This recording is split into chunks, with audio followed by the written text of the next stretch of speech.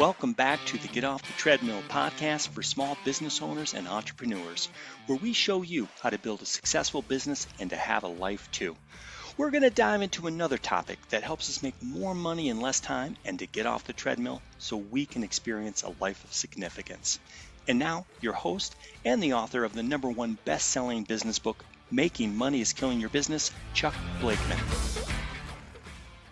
Today, I'm talking with Andrew Rowland. He is a driven entrepreneur and business owner born and raised in Minnesota, where he developed a strong work ethic and community-focused mindset. Married for 12 years with 4 kids, he balances his professional ambitions with a deep commitment to his family. In 2018, Andrew left the corporate world to launch his own home care company, driven by a passion for making a meaningful impact in his community. Since its inception, he has grown the business through strategic networking, building trusted referral partnerships, and most recently, executing a very successful merger that has expanded the company's reach and capabilities. Andrew's entrepreneurial spirit and dedication to excellence continue to drive his mission to provide compassionate, high-quality care through his thriving home care company. Welcome, Andrew. It's great to have you on our podcast today. Chuck, thank you very much. Thanks for the kind intro. Yeah, you bet, man. Sometimes when I read those things or when people read mine, it kind of feels like my obituary, you know? Yeah. It's like, these are all the great things he used to do. No, wait a minute, I'm still alive. So that is the most nice things ever said about me. That's right. And it's good to see you still alive. So let's make this happen. So today we're going to talk about how to do business development the right way and how to do it relationally. That to me is the right way. I'll just kind of give that away. How to do business development in a way that makes people kind of want to run to you and not run away from you, because sales a lot of times is stabbing people with your business card and they run away. And business development done the right way can be done very differently. So you took a course. We don't want to talk about the course today, but you took a course. We offer a 10-week course called Fast Track. And it's not about the course. It's about what you might have gotten out of that you can take with you to make your business a better business. So kind of give me your overview of what you felt like you took out of Fast Track, and then we'll break it down however it goes. Yeah, I think my impression and feedback coming out is that it was a very easy tool to use. And it incorporated, I suppose, quite a few principles just in the language we use about the different moving parts of our business, right? We have clients and leads and referrals and all these things, but some matter more than others, and to put concerted thought and effort to that, because some people that we meet have a multiplying effect to our lives and businesses, and other people just have a 1+1 kind of attitude. So putting considerable thought and attention and effort towards things like that was very helpful for me. It changed the way I thought about that and really focused some of our efforts, I think my efforts specifically, and on, how do you grow the business at a more rapid rate without trying a heck of a lot harder, meaning that what I do is more fruitful. I certain things I should spend more time, certain things I should spend less time on. So it helped me focus. So that just on the tool piece, the language, how we think about it. I think the other big part was the community. I think it's not networking. I think that's really important. And it's really good to be in and around things that are peer advisory. Those are 2 completely different things. They are. Yeah, and just having had that benefit with other groups that I am part of, they're tremendous just in bouncing ideas off. Everybody thinks about things differently. And when you get in a room with like-minded individuals, like-minded and like-minded, I think, are 2 different things. And so to have business owners that are going through similar struggles, and obviously you all wound up here for the same reason. Well, there's a lot of collective wisdom to be had, and just the check-ins and the accountability and the peer feedback, I thought was really good. And then the action items, the follow-ups. Let's state our purpose. Let's state our intentions for the meeting, and then after that, let's state our intentions for the week.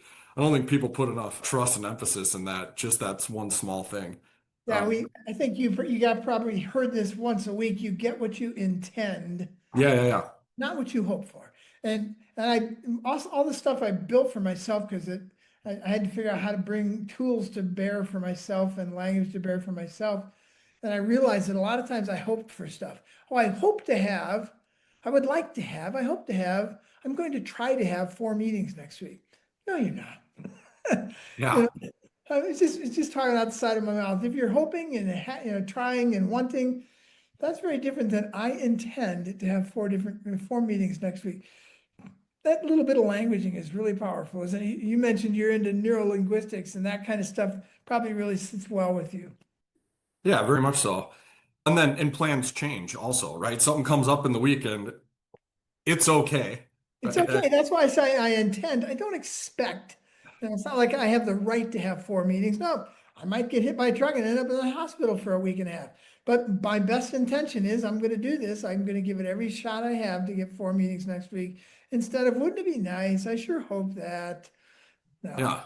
And I think furthermore, as your plan develops, maybe four isn't your right number. Maybe your number is actually 10. Yeah. Or you might learn you're talking to the four wrong people. Yeah. And you only need to talk to two or one. It could go that way also. But that's why we need to write down the numbers each week. I intend to talk to 10 people and get four conversations and get one new client. So I have a Yeah. 10-4-1 that I'm working on next week. And you do that for a few weeks and you might find out, hey, that works great. Or no, I need more conversations, or I don't need as many. But when we Mhm. get the numbers, we can ask ourselves those questions. And you're right, we might find out that four is not the right number. Yeah. Yeah. And I mean, I think it's a first step in goal setting.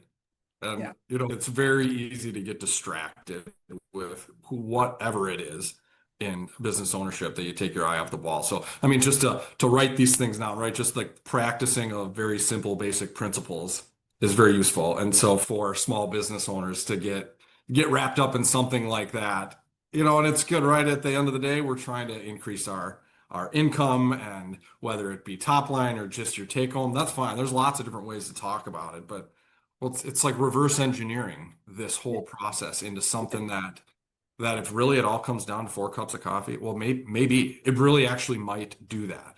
Is it too much to think that we're going to do 1 million a year? Maybe. What if that means it's 180 grand a month? Sure. Let's walk this all the way back to the easiest thing I can touch and feel on a weekly And, basis. and the next one thing I can do. Yeah. So that's things that are practical and tangible in that sense. And And so, none of this stuff is new. We talked a little bit about that before we got on the podcast. We take it for granted sometimes. Stephen Covey, one of his 7 habits of highly successful people, start with the end in mind. mhm. So we should reverse engineer just about any goal that we have. If we want X at the end of the year, then what do we want 6 months from now, 3 months from now, 1 month from now? What do we have to do in the next 2 weeks? What do we have to do in the next week? What do I have to do today Hmm. in order to get there a year from now?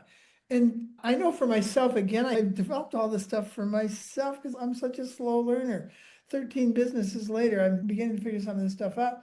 But it was very difficult for me. I used the random hope strategy of business for at least my first 5 businesses. And the random hope strategy of business never starts with the end in mind. It starts with, what in the world do I need to do today? Let's hit the ground running and let's knock out as many to-dos as I can. So the random hope strategy became, for me, I'm going to work really hard and I hope something good happens. Hmm. Just work your buns off every day. And if you do that, maybe something good will happen. Well, what if we started with the end in mind and realized, I don't have to work so hard today. I really just need to figure out how to get 4 cups of coffee this week. And if I do that, I'll get to my annual goal. Yeah. But we don't think that way, do we? We're so caught up in the tyranny of the urgent and the stuff that's the present. So I appreciate you reminding me of that.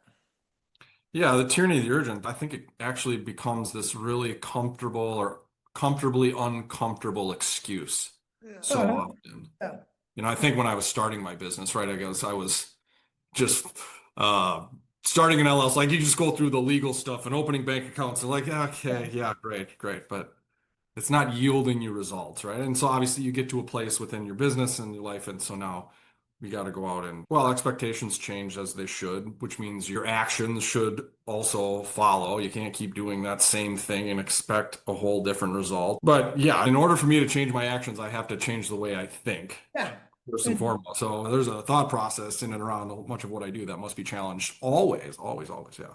and you remind me, one of the things we talked about early on in Fast Track is that the random hope strategy of business leads us to playing office a lot of times. But we're doing things. We're doing so many things today.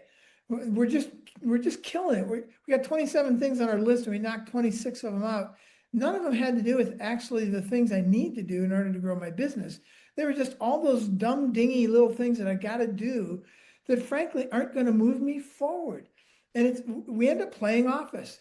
Mhm. I feel good because I went home and I did so many things today. Well, did I do anything that actually helped me to get to my 10-week or 3-month or annual goal? Well, no, I Yeah. didn't have time for that. Uh-huh. Uh-huh. Yeah.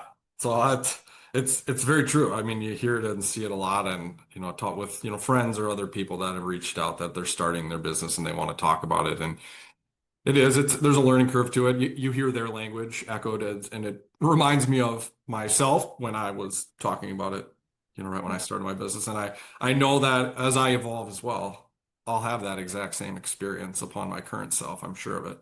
I mean, it's kind of like I'm so busy spinning my wheels that I have time to think about how do I stop spinning my wheels. It Hmm. sounds silly when we say it that way, but that's really what we get caught in, that tyranny of the urgent. I'm so busy doing everything. I don't have time to do the one thing Yeah. that doesn't really matter.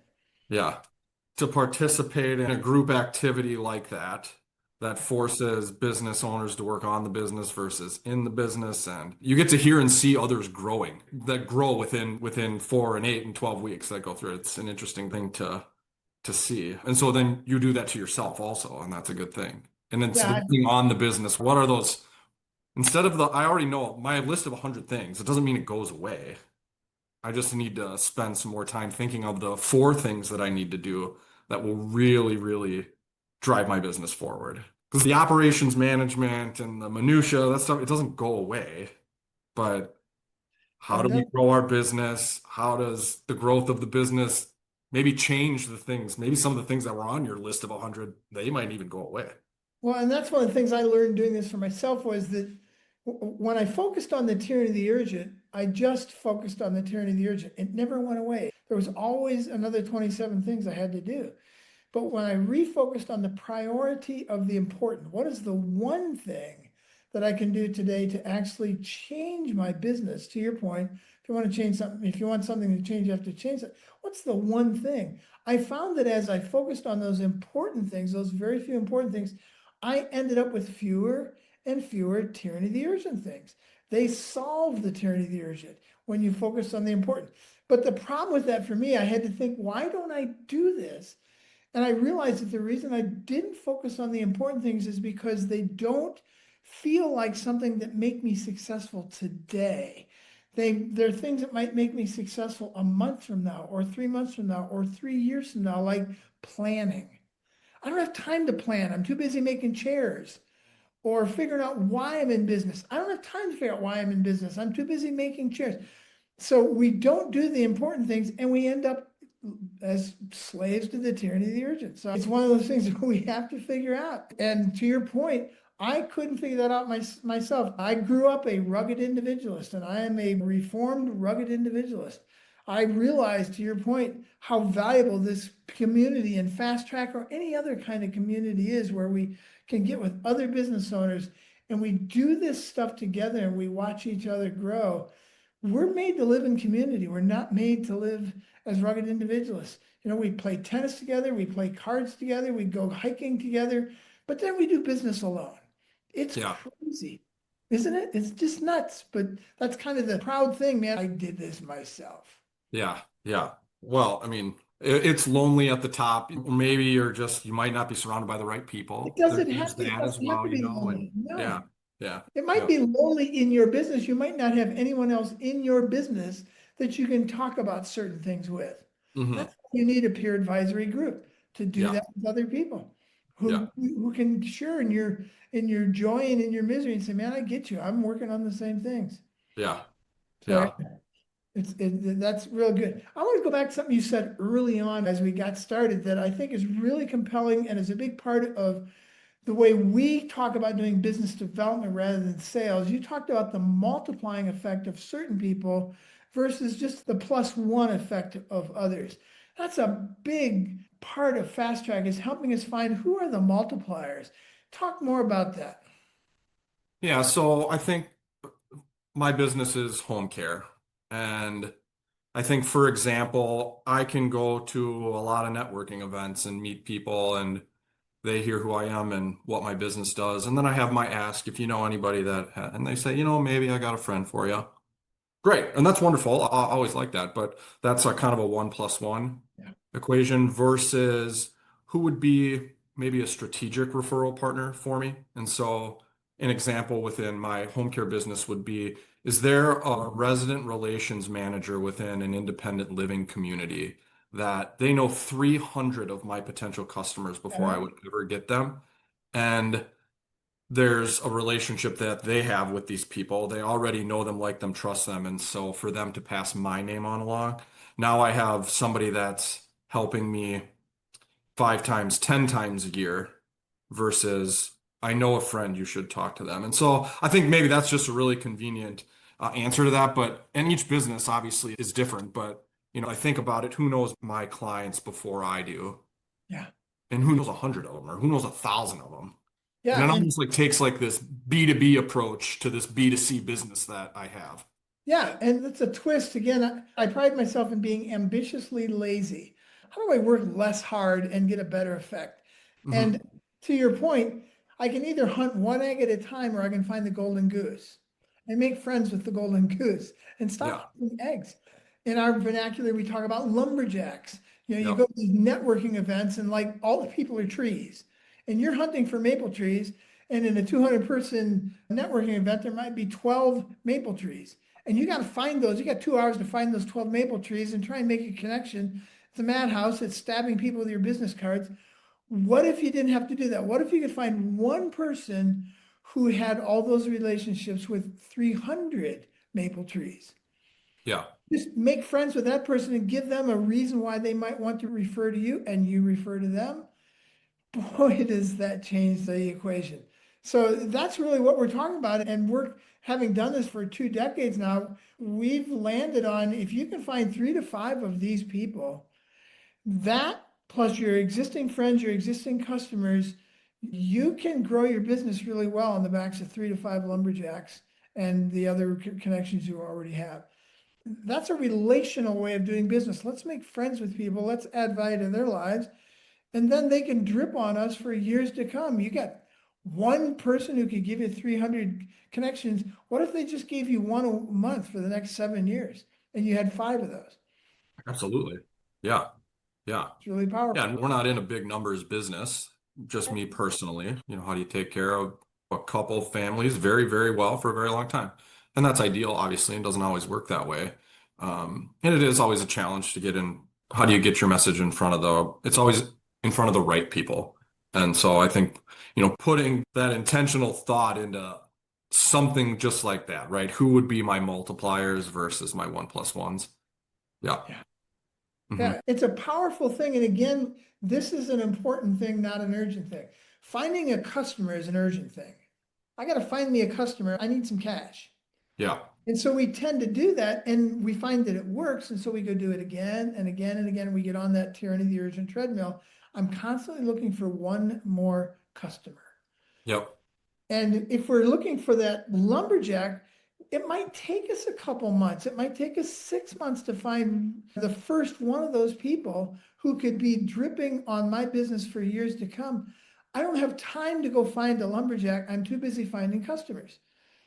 So we don't do it. We're still lizard braining. Everything is about short-term survival and short-term decision making. How do I find a customer today instead of how do I find 3 to 5 relationships where we can rain on each other for years to come and Hmm. never have to go talk to another stranger? After 2 decades of teaching this business development course multiple times a year, I finally wrote it all down and made a book out of it this year called Sell Less, Earn More. And that's the basis of the book. And it challenges people to never talk to another stranger again. What if you had 3 to 5 people that you enjoyed playing golf with and going to football games with and playing cards with and just being friends together with, and you all had the same customers? You might never have to talk to another stranger. And boy, is that a lot more fun for those of us who aren't born salespeople who love to go out there and bang on doors, Yeah. which I think is most business owners. Well, and to your point, not everybody's good at that. And so if you put, the wrong person in the wrong seat, it's going to be agonizing, it's going to be draining, it's going to be discouraging, and it's just going to lead to more urgency. You'll continue to be. Yeah. Your urgency will grow. Yeah. And even if I am good at finding one customer at a time, it sounds more attractive to me to find those 3 to 5 lumberjacks and have them send me customers instead of me out there beating the bushes. I still want to be ambitiously lazy. It's a good way to say it.